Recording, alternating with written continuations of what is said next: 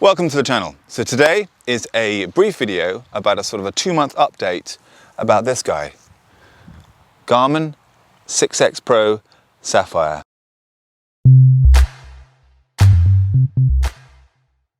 So I've had it now for 2 months, did a review, initial review, link up there, a video about the watch, mainly consider how it feels and what it's like, but comparing it against the Apple Watch.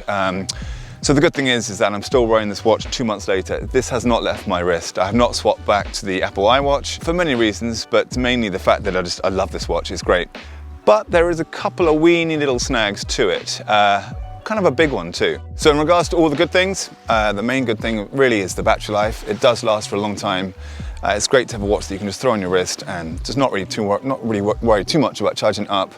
So I've charged it up every week, maybe a couple of weeks. It lasted really well around my race around the Isle of Wight on full GPS mode with all the maps and everything pinging on, and that was going for sort of 13 hours, and even after that still had about sort of 35% left. Secondly is how it looks. I love the way it looks, I love the aesthetics, I love the feel, I love the weight.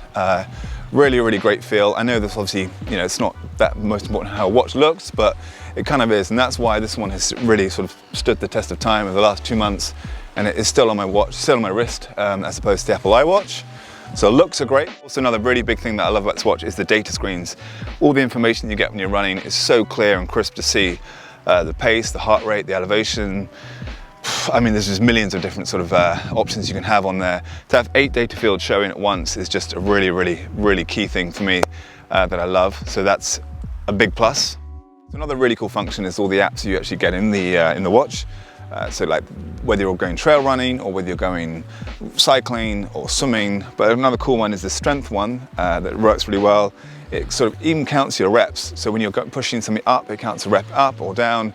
So that's a really great function that I love having there. But I suppose at the end of the day, the most important thing is that you like the watch and you like the way it looks, the way it feels. And that's it. For me, this watch is just, it feels great. It sits on my wrist nicely. I like the way it looks. And all the functions, the battery, etc., they all work, it's perfect. But there is a big problem and there's a big flaw, and I think anyone who's considering buying this watch, or if they have this watch, should check it out, because I have been doing some more tests on this watch in regards to the GPS. So initially I basically put on my stryd footpod and worked with stryd with the Garmin, and that all synced up brilliantly. But the problem is that actually when I took the stryd off, even when I tested it out the first few times, I did notice there was a big lag or there's a big delay. And a friend of mine, Ben Notley, you should just go and check out his channel as well. He's done a couple of videos about this too. But basically it seems like the GPS on the watch seems to drop quite a lot for no reason. A couple of trees, but that shouldn't be the case. So I don't quite know why this is happening, and maybe there's a fault with the chip inside. So I know that Ben, he sent his watch back and actually Garmin replaced it pretty quickly. But it's just something to note that if you do have this watch, just triple check that the GPS is working properly. When you do buy the watch, just also check that it's working properly. I'm not sure whether it's a firmware update needed or whether it's something actually in the chip. I mean, to be honest, it doesn't really bother me that much because 99.9% of the time I'm wearing this watch with my stryd footpod. So it doesn't really play a big, it doesn't really make much difference. But to have an expensive watch that costs, it is an expensive watch, this shouldn't be faulty. It should be working seamlessly out of the box. So and the GPS is a huge issue. I mean, that's what the Garmin GPS, that's the whole thing. That is a big concern for me, and I guess for most people out there who are about to, spend a lot of money on an expensive watch like this. It has to be working perfectly out of the box. To have something that is a bit faulty or it's not quite right, or if it's just about nearly right, it's not good enough. So that's my word of warning for anyone who's basically either have bought this watch or about to buy this watch. Just triple check that the GPS system is working accurately. So that's it. So that's my 2-month review. I am still very pleased with the watch. I love it. I have not swapped it back for the Apple iWatch. But obviously there's a big issue with the GPS system if it's lagging for me and also other people.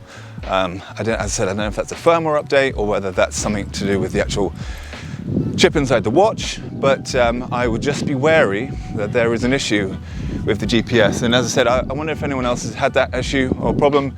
Please put the comments below. But to be honest, the watch itself, I love it to bits. Functionalities are great.